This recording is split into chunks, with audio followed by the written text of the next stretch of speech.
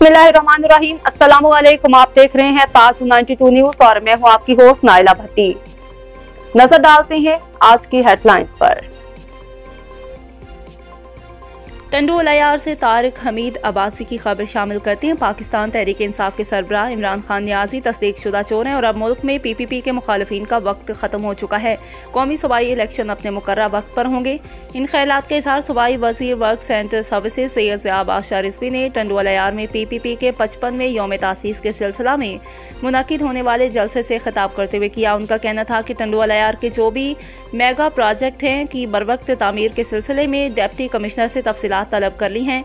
उन्होंने कहा पार्टी के चेयरमैन बिलावल भुट्टो जरदारी और पार्टी को चेयरमैन आसिफ अली जरदारी की खसूसी हिदायत हैं कि अवामी मसाइल को फौरी हल किया जाए। इस मौका पर PPP के सीनियर नायब सदर मौला बख्श थीबो, सिटी सदर आफ्ताब जुनेजो, जवार परवेज समो, शाहिद जाफर कायम खानी, उम्मीद अली दल, अब्दुल मजीद मीरजाद समेत दीगर जिम्मेदारान और कारकुनान बड़ी तादाद में मौजूद थे।